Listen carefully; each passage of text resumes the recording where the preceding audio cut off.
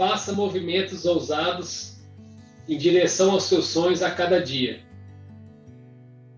Recuse-se a parar e nada poderá detê-lo. Essa é uma frase que eu acho que representa muito a minha carreira, a minha vida profissional. Ela foi extraída de um livro que eu gosto muito, que é O Milagre do Amanhã. E ela, de certo modo, ela mostra uma questão de não só de ousadia, de coragem, como também de resiliência, de persistência, de determinação. Então eu acredito muito nisso, e quando isso está bem alinhado com os seus sonhos, eu acredito que tem até uma força divina em cima disso, que acaba nos empurrando aí para o sucesso. Para quem não me conhece ainda, prazer, Carlos Boechat.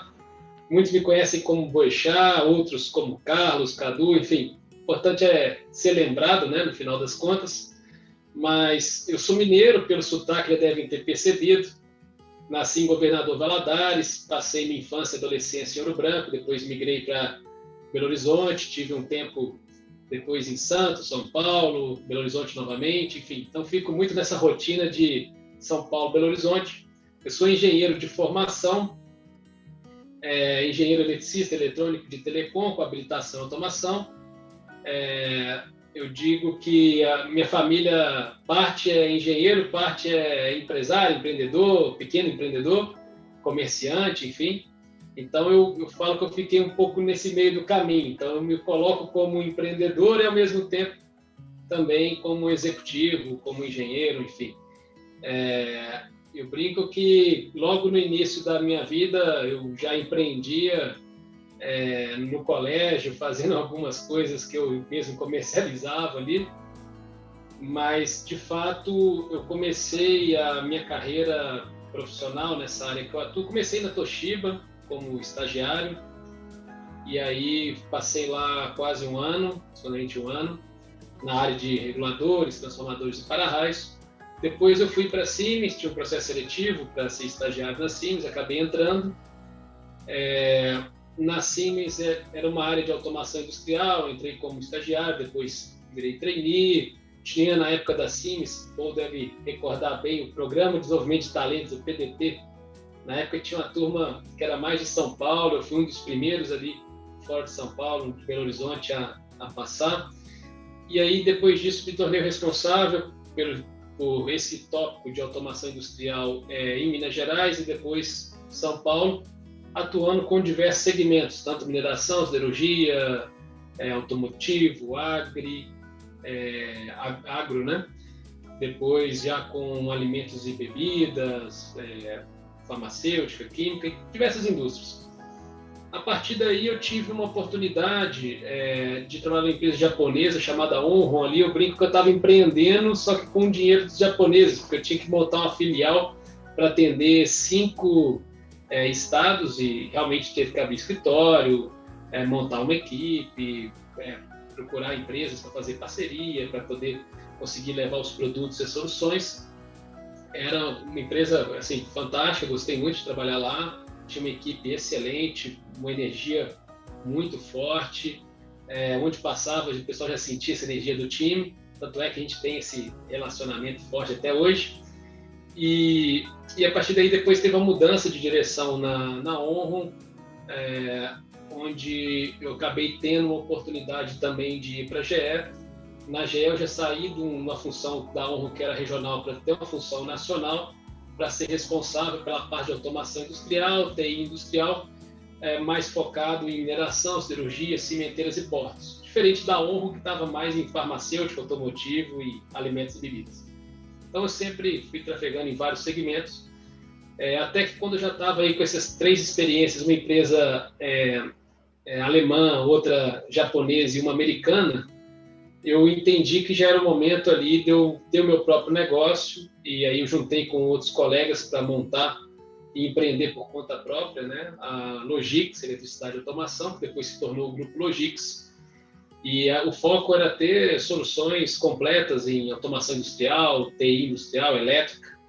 E aí veio o tema também de indústria 4.0, IoT, a gente começou a atuar muito em cima disso, tanto na parte de consultoria quanto de implementação de tecnologia em si. Aí chegou numa situação que logo no primeiro ano, assim, o crescimento foi muito mais rápido do que a gente imaginava. Pensava talvez chegar em 10 anos no patamar que a gente conseguiu chegar em 4 anos. Logo no primeiro ano, a gente já estava ali com mais de 14 milhões de negócios, até que no quarto ano o grupo já eram 3 empresas, uma startup, 150 colaboradores, mais de 40 milhões de negócios no último ano. E aí a gente entrou muito no tema, né, de convergência IT, OT, a convergência do mundo de TI com o mundo de operações, de automação. E aí, em cima disso, a gente acabou consolidando, tivemos algumas oportunidades e consolidamos com a Cash Group a venda das ações, da maior parte das ações da Logix. Então, isso foi em junho de 2017. Depois dessa venda, eu e os outros sócios, a gente continuou na Cash Group como diretor executivo. No caso, eu assumi uma área como head da unidade de negócio de IoT, Indústria 4.0, automação e energia para o mercado privado. E explorando muito o trabalho, a gente na época estava em tudo quanto é canto do Brasil, então tinha projeto no Rio Grande do Sul, Roraima, Minas Gerais, São Paulo, vários estados, e em diversos segmentos, tanto indústria de processo, indústria de manufatura, infraestrutura, portos, aeroportos, metrôs, e também no mercado de utilities, né, energia, saneamento, era bem diversificado. Depois disso, acabei ficando 2 anos na Cash Group, quase 2 anos, fazendo takeover também, passando toda a parte administrativa, financeira, contas, RH, ajudando a capacitar os gerentes da Cash Group dentro do portfólio da unidade de negócios, que eu acabava liderando. E aí, depois desses 2 anos, quase 2 anos, eu vim para a Accenture. Hoje estou na Accenture numa área que a gente chama de Industry X, com a agenda de transformação digital das indústrias, né? Especialmente das manufaturas e operações. Já são um pouco mais de 2 anos de Accenture, 2 anos e poucos meses, onde também, eu brinco que aqui também estou intraempreendendo. Aqui estou tendo a oportunidade de pegar e trabalhar um negócio que praticamente não tinha nada, nem ninguém nessas áreas que eu atuo em si.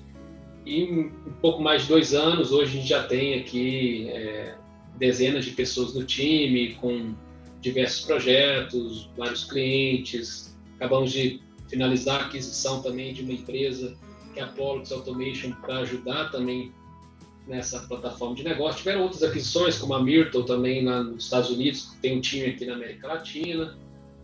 Então, hoje é isso. Eu acumulo outras funções também na Accenture. Tem a questão de liderar o marketing de Industry X na América Latina, a agenda do COO também, além do próprio CIO, a agenda do COO eu acabo atuando muito forte. Então, esse é o momento. Em termos de estudo, depois de engenharia, acabei fazendo MBA na FGV em gestão comercial, com módulo de extensão em Ohio, gestão estratégica de negócio. E agora eu sou mestrando. A gente nunca para de estudar e nem pode. Sou mestrando na Fundação Dom Cabral, em gestão contemporânea das organizações. Basicamente, administração, propriamente dito.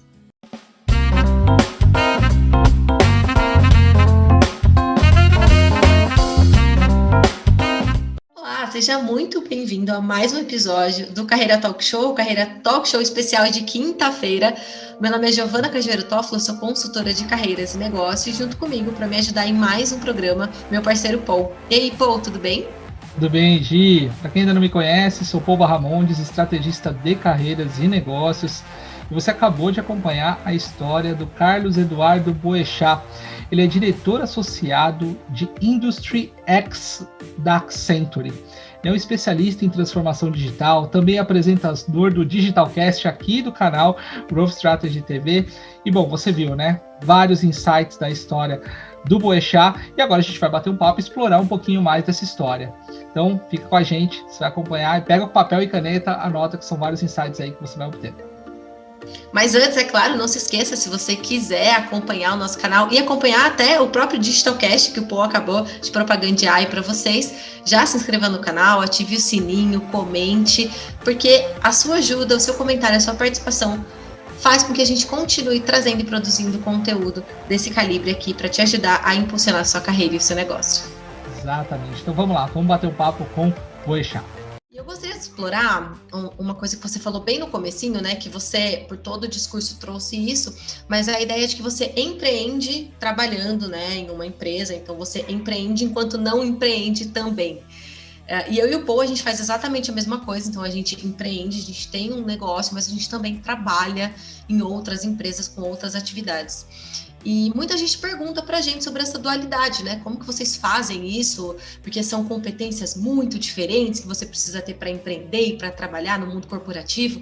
Eu queria saber a tua opinião. Você acha que são competências muito diferentes? Tem alguma competência que é sinérgica entre o empreendedorismo e o trabalho no mundo corporativo? Vamos lá, né? A gente tem uma questão que é o empreendedorismo e o intraempreendedorismo. De fato, você está empreendendo, a diferença é que em um cenário você está empreendendo por contas próprias e, né, todo o resultado que for gerado ali, seja para o bem ou para o mal, vai refletir ali com você e demais sócios, caso tenha.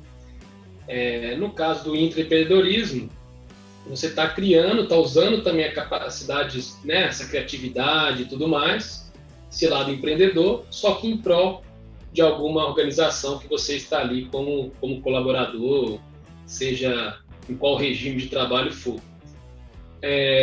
Eu comento isso no meu dia a dia, que é o seguinte: as pessoas que até aqui na Accenture percebem, eu brinco que eu não sou um executivo tradicional, eu sou um executivo diferente, então eu sou diferente no aspecto de ter essa veia empreendedora, então acaba que não é qualquer não que eu acabo aceitando. Na verdade, eu já acordo com alguns não e vai correndo atrás do sim. Então, se eu tiver convicção, eu vou para cima. Em termos de resiliência, é muito forte.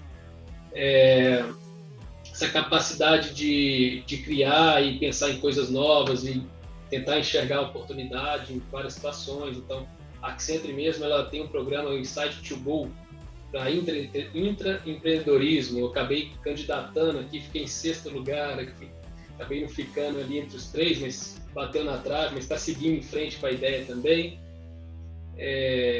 Então, assim, eu acho que tudo tem as suas vantagens e desvantagens. O fato que a pessoa, quando ela é empreendedora, ela não consegue parar fácil, né, se for empreendedor em série, porque você acaba enxergando oportunidade em várias situações. Você pega, por exemplo, estava até brincando outro dia, não sei em qual Digitalcast que a gente estava comentando, Giovana, sobre a questão lá poxa, você está construindo uma pousada lá na Bahia, vai construir uma pousada? Vou construir. Em breve, esse sonho começa a virar realidade, mas tudo bem, não tem nada a ver com a área de atuação, mas não deixa de ser um negócio também, de empreender, né? Acho que é muito isso, Giovana.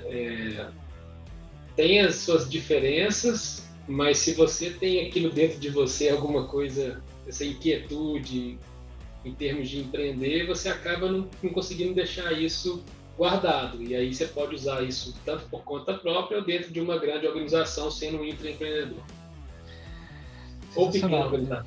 Não, eu concordo plenamente, mas a minha maior dúvida é saber como é que você lida quando você está num Brasil onde as pessoas têm meio que receio ou aversão do empreendedorismo por conta da segurança do CLT.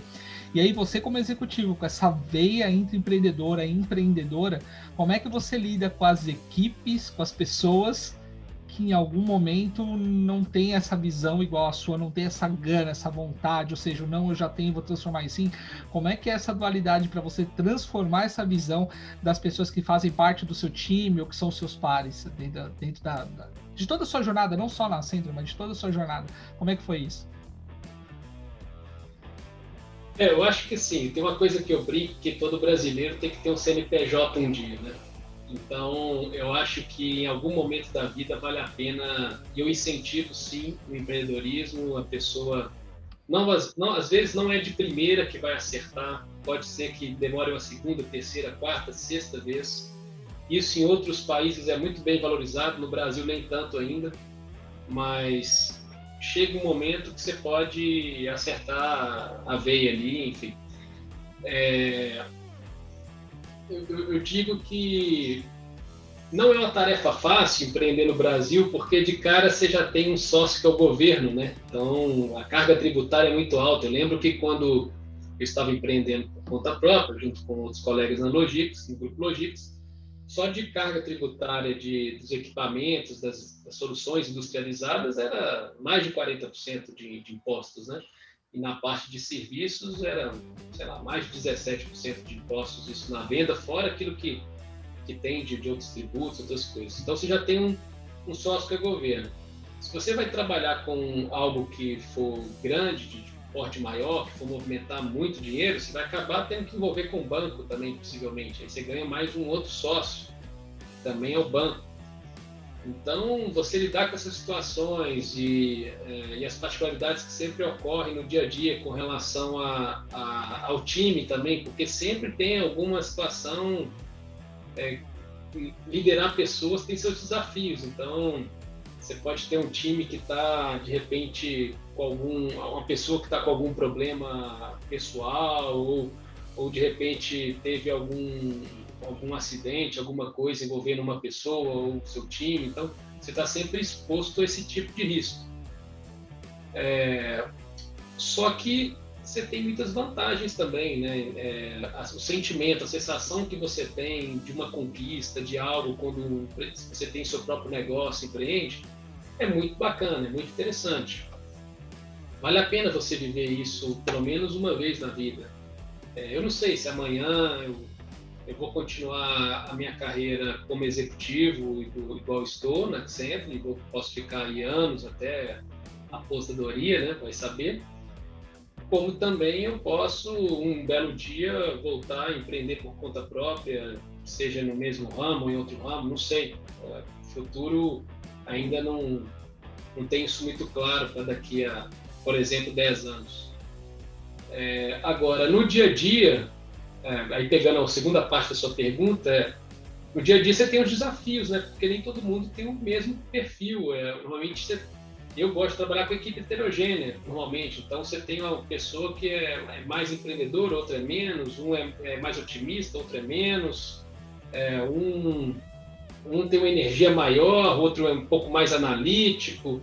Então essa mescla também é interessante. E você tem que saber lidar com vários tipos de perfil, vários tipos de pessoas no dia a dia. Eu acho que essa flexibilidade de conseguir lidar com pessoas diferentes, ambientes diferentes, é uma característica fundamental hoje para o sucesso.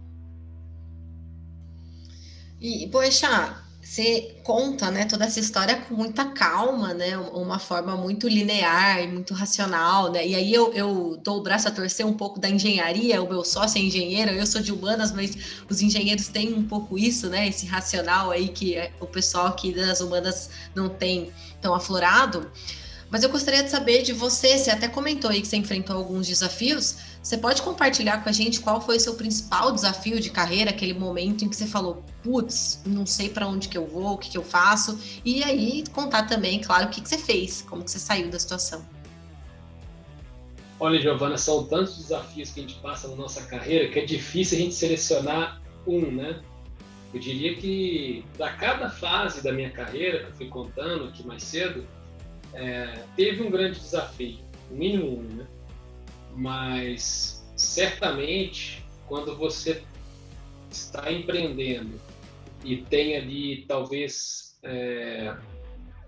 150 famílias que dependem daquele negócio, e aí tem mês que você está numa situação financeira muito confortável, mas tem mês ou tem ano que a situação não é a mesma. Às vezes você pode ter algum atraso de algum cliente em termos de pagamento, e você chegar no primeiro dia útil do mês sem saber como que você vai pagar aquela folha de pagamento, né, aquela folha de salário, vamos falar assim, que tem ali no quinto dia útil, que de repente ela representa aí centenas de milhares de reais, eu diria que talvez esse tenha sido um dos maiores desafios da minha carreira.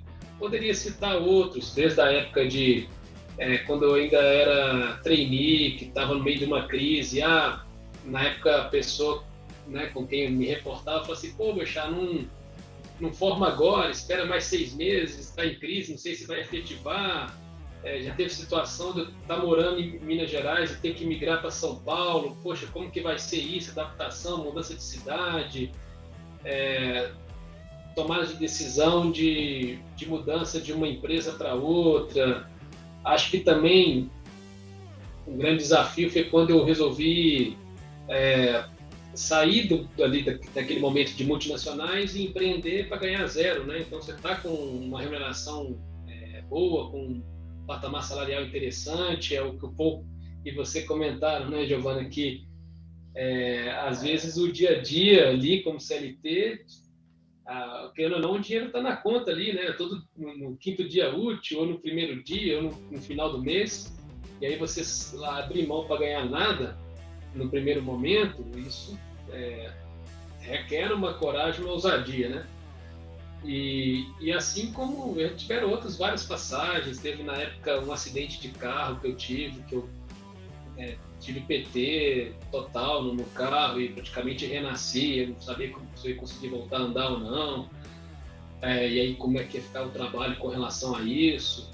Até recentemente também, quando na saída já da Cash Group, o que eu ia fazer da vida, se eu ia de repente montar um restaurante argentino-uruguai, se eu ia partir com a ideia de uma pousada, se eu ia empreender numa grande multinacional, que é o que eu estou fazendo hoje na Accenture. Tudo isso foram momentos desafiadores, mas eu acho que o maior deles talvez seja esse, relacionado a garantir. E aí eu tenho orgulho de dizer que durante todo o meu tempo empreendendo, eu posso ter atrasado um monte de coisas, seja imposto, o que for, mas eu nunca, com o meu sócio, nunca atrasamos um dia sequer de salário de funcionário. Isso, graças a Deus, nunca ocorreu. Bacana, e realmente são grandes desafios ao longo da carreira, né, Cadu? E em cada desafio você passou por grandes pressões.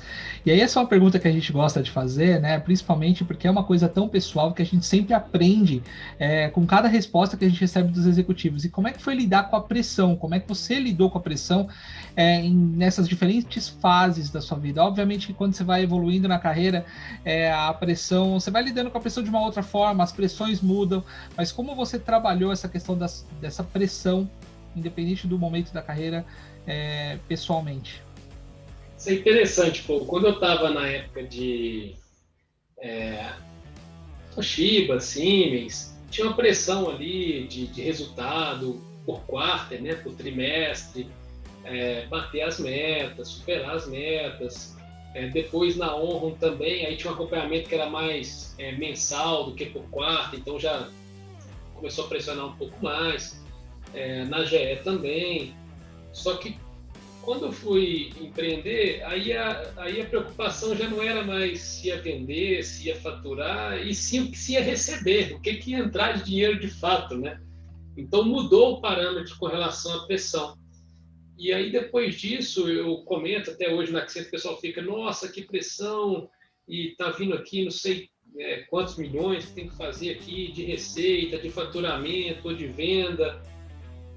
Sinceramente, no patamar atual, eu sigo muito tranquilo com relação a qualquer tipo de pressão, porque pressão mesmo sentia quando eu tinha que negociar com bancos, quando eu tinha que manter o pagamento lá em dia, porque senão ia ter famílias ali que não iam receber o que comer, o que fazer da vida.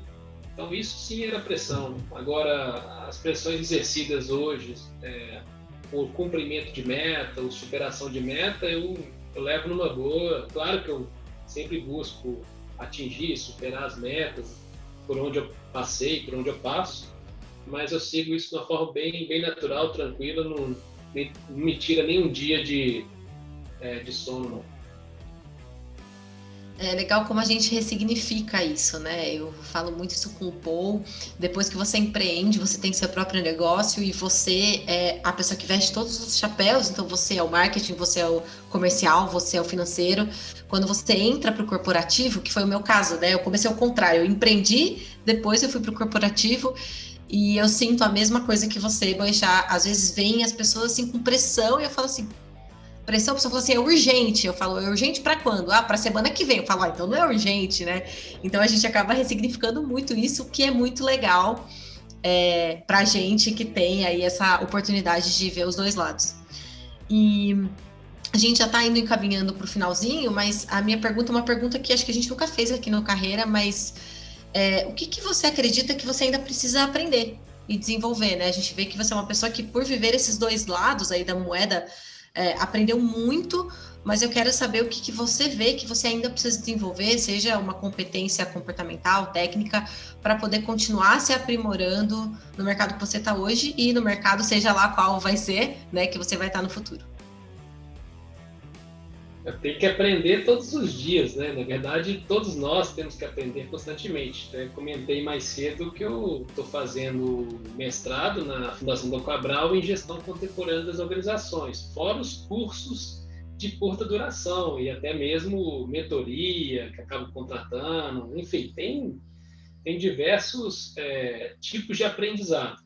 Então, eu diria que é o seguinte, um ponto que eu tenho que aprender dentro desse universo Accenture, eu venho desenvolvendo aquilo que esse tipo de organização tem a oferecer, que é uma visão completa de estratégia, de consultoria, de tecnologia, ter esse papel de advisor, né, junto às indústrias. Então, isso claro, já evolui muito nos últimos anos, mas é um fato de constante aprendizado. Acho que a parte acadêmica tem demais a aprender. Eu até brinco lá no mestrado, aí lá já é o contrário. Eu falo, gente, eu fico meio que peixe fora d'água aqui, porque eu não tenho essa habilidade toda com relação à parte acadêmica em si. E aí, pessoal, o time é unido, então acaba ajudando, um empurra o outro e tal, mas as metodologias e tudo mais de pesquisa, de estudo, eu sou júnior ainda com relação a isso, então tem muito que aprender. Acho que assim, fiz um destaque profissional e outro acadêmico, mas tirando isso, tem uma série de temas aí para aprender em vários pilares. Sensacional. E se você tivesse que se você fosse encontrar o Boechat agora no início de carreira, e tivesse que dar uma dica para esse Boechat, que dica que seria essa? Caramba, hein, pô, essa é difícil, hein? Uma dica, se tivesse no início de carreira? Olha, eu tinha uma coisa legal no início da carreira, e tem até hoje, e que aí eu falei assim, mantém isso aí, que isso faz total sentido. Eu sempre trabalhei pensando como se eu fosse o dono da empresa, desde quando eu era estagiário. Sempre carreguei isso comigo. Hoje em dia o pessoal chama de ownership, mas na minha época, ali no início, ainda era trabalhar com a cabeça como se fosse o dono da empresa. Então, daria essa dica para manter isso daí. A outra coisa é realmente acreditar nos sonhos, seguir em frente, buscar a plenitude, se dedicar, determinação, resiliência, ser honesto, ser uma pessoa do bem, tentar ser uma pessoa melhor a cada dia, ajudar as pessoas. Então, eu acho que é muito por aí. Óbvio que no início da carreira você não consegue ter essa visão que a gente está falando aqui agora. Talvez de 2 anos e pouco para cá, que eu comecei a vir muito nessa história de pensar no legado, de como impactar positivamente a vida das pessoas, como ajudar as indústrias nas transformações, né? Então, hoje está mais claro para mim o propósito. Lá no início da carreira não tinha isso claro. Então, acho que as dicas são essas mesmo que eu acabei comentando. Seriam isso. Nada isso tem muito a ver do que eu acabei fazendo sem querer. É isso que eu ia falar, isso tem muito do que você trouxe agora, né, pra gente, você acabou fazendo isso, e eu e o Paul sempre falamos isso, é difícil falar de propósito no começo, é uma coisa que é construída e vai muito da maturidade, às vezes não é nem idade, mas é maturidade mesmo, de experiências, vivências. E pra gente finalizar, então, Boechat, uma dica de livro, ou uma série, ou um filme que te impactou de alguma forma, que você gostaria de falar para o pessoal também acompanhar, ler ou assistir. Eu até fiz um post recentemente falando de um livro que é O Milagre do Amanhã, que ele realmente transforma as nossas vidas e como que a gente leva o dia a dia e tudo mais. Agora, tem um livro também para quem está empreendendo ou pretende empreender, que uma vez eu ganhei de um colega também, o Rudy Belissário, que é Metanoia. É um livro interessante porque ele também mostra como você pode criar uma empresa que seja única. A gente fica muito preocupado, né, com concorrência, aquele mar vermelho e tudo mais, e ali mostra como que você pode ter uma empresa única e trabalha muito essa questão do mindset do empreendedor. Então é um livro que eu também gosto bastante. Então, você pediu um livro, eu acabei falando 2 aqui. Acho que seria isso. Com relação a filme, tem muitos filmes assim, mas tem um filme que eu gosto bastante, ele é antigo, mas que é o Coração Valente, que acaba tendo essa imagem de determinação, de resiliência, de coragem, de ousadia, de estratégia. Acho que ele reúne várias características, liderança, enfim, que realmente eu sou encantado com esse filme. Sensacional. Boechat, muito obrigado por você ter contribuído tanto. São vários insights aqui, cara. Realmente uma carreira incrível.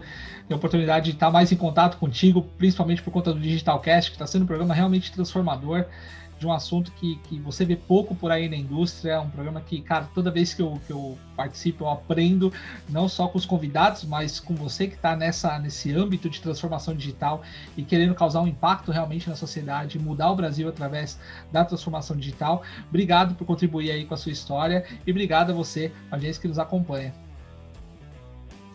Obrigado, Paul. Obrigado, Giovana. Agradeço demais pelo convite. Realmente faz parte do meu propósito compartilhar o conhecimento, tentar impactar de alguma maneira a vida das pessoas, impactar positivamente a vida das pessoas e ajudar nessa transformação das indústrias. Agradeço pelo espaço no Growth Strategy TV, tanto com agora quanto também com o Digitalcast. Essa semana começou uma pessoa, começou a trabalhar comigo, ela falou assim, eu assisti lá no canal Growth Strategy e tal. Então, assim, já começa a pegar um nome, assim, é legal ver isso também com vocês. E o Digitalcast realmente é um projeto que eu estou junto ali também com o Rodrigo Portes, um projeto sem fins lucrativos, que visa compartilhar esse conhecimento e espero que a gente tenha ainda vários episódios aí pela frente. Obrigado, agradeço e fiquem em paz.